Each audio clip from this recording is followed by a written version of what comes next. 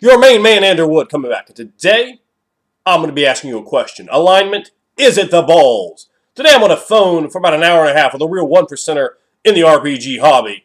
My main man, Nugulus, Ken, call him what you want. For those of you who are Onion Kid, you remember him as the operator of Apex, the ape with a man-like intelligence in my Mutant Masterminds game. Now, we're talking and devising characters for the game that I'm tentatively scheduling to run around February, to start running around February for a system that I'm putting together.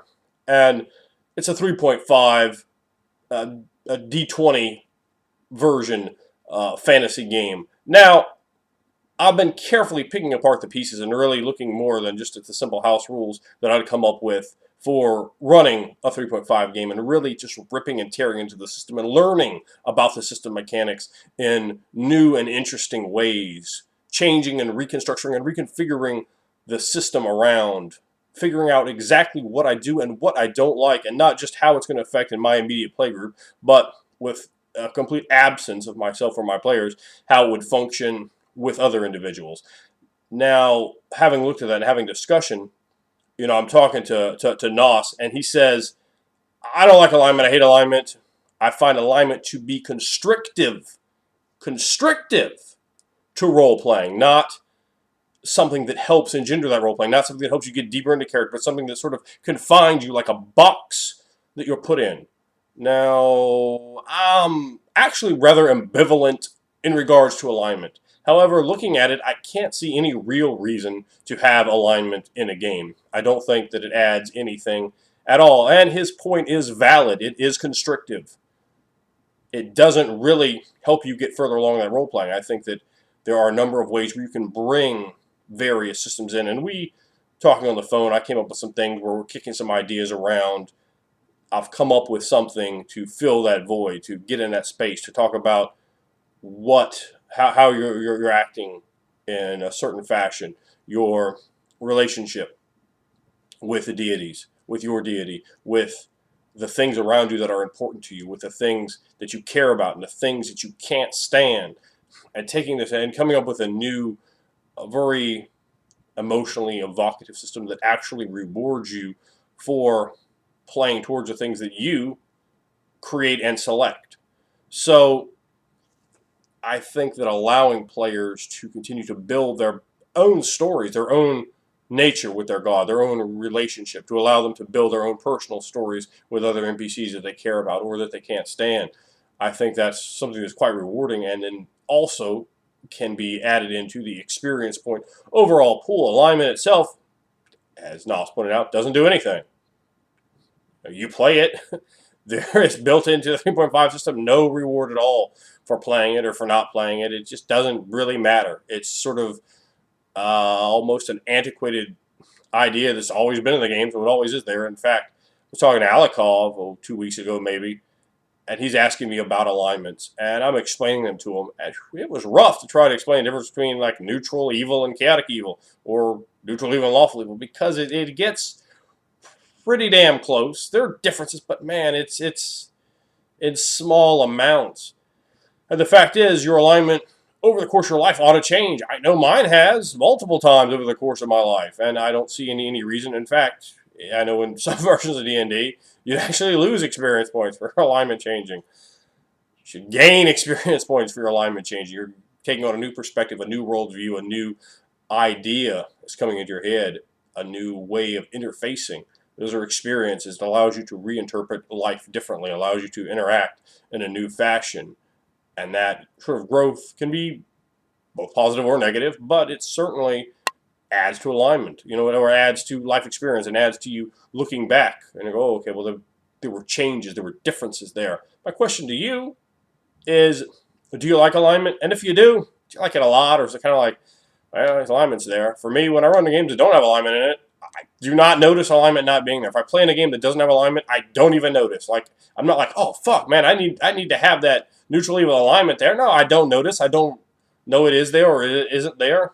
I certainly can come up with a code and idea for what my character will or won't do. Alignment certainly doesn't help me at all. Like, I find, literally for me, zero help in alignment when we're talking about, when we're discussing it with Ken. I didn't see any. I couldn't like argue against him. I couldn't say, well, no alignment. And I thought, and I tried to. I just had to sort of agree to his ideas, and he certainly didn't like it. And my other players certainly can do without it. Now alignment keys up to a few things. With smites, you have a smite's evil good. I don't like any of that to begin with. I like the smite infidel. You're not a my god. My god says eat a dick, and you do. So that's the way I prefer to have that, particularly for my campaign world. The way it's set up, I think that works quite fine. I don't see any reason that you could hit call lightning on someone else. But they got, oh, smite. Oh, no, that's the line. You could drop lightning on that good aligned PC, but damn, you can't smite evil him. No, I got to draw the line somewhere. Only, that 90d6 damage wasn't enough. You can't have that extra 3 points for smiting him. No, go ahead and smite that ass. Why not? I think the restriction of simply not having it to be allowed to anyone who is actively faithful, and we're tracking that again with a system to get into digging into the idea, a fresh system, something different. I'm not going to go into the details right yet, and I do for this show. I want to show you guys. I want to share with you guys. But a few things, I'm going to wait until we have published, and then we will go over in great detail with all of you here on the show, so that you can be brought in and brought up to a real speed what we're doing. But I want to talk about a little bit, where I'm thinking, where my head is for that, and another part of what got me on to thinking about that is comments. A video Tetsubo did. Sorry, Tetsubo, I don't remember which video it was, but it was one of them. I would give it a plug, but I can't remember which one it was. But we're talking about, he said, well,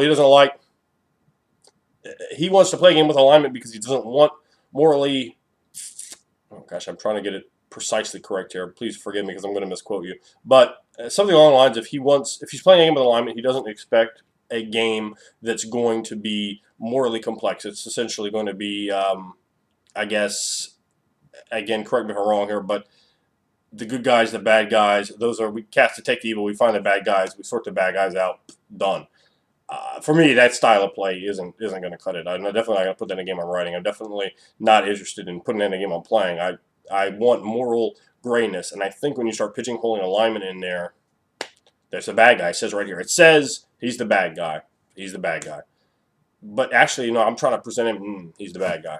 Detect evil, he's the bad guy. Well, actually, he is evil, but, he's pretty much the backbone of your good church here.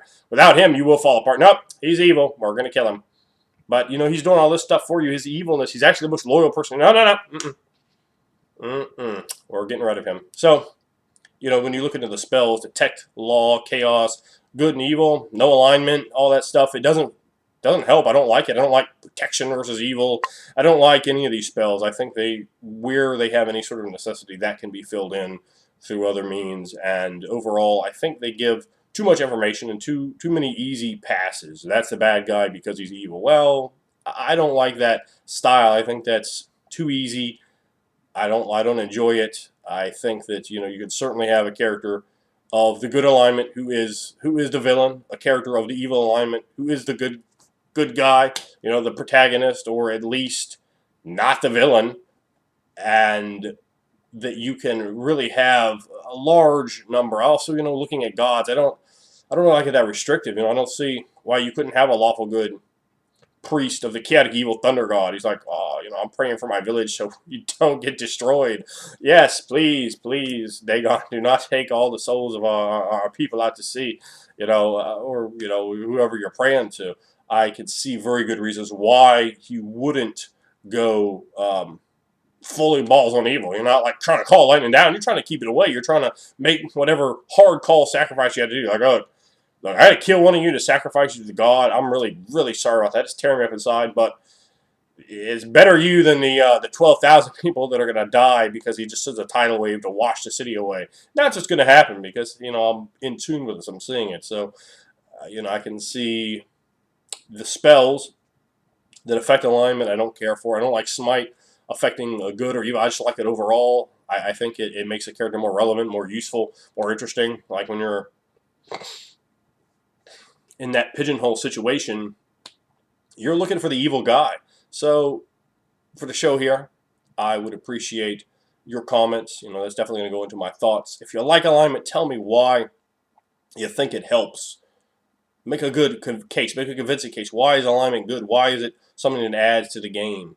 How is it something that isn't restrictive? How is it inclusive? Because the people that seem to like it are kind of telling me, from what I'm hearing, it's restrictive. They like it being restrictive. Now, if I'm going to say, well, I like that it's restrictive. I like that it gives me a clear, that's the good guy, that's the bad guy. You can tell me that too, but that definitely goes into my decision of taking it out. That is something I definitely don't want. I like moral ambiguity. I like shades of gray. I like the complexity that leads, where you can't just go, it's you. You're the bad guy. You're the one who done it. It's too easy. It's too boring. Too bland for me. I like to mix it up and to have intriguing personalities. And I think a moral code based off religion, based off race, based off your creed, interwoven, mixed in with the things that you care about, mixed in with your relationship to those aforementioned religion, race, and creed, is really going to give you a far more developed, interesting character that you can portray and get into the psychology and investigate those shades of gray. And I think alignment is sort of an antiquated relic that's just sort of there.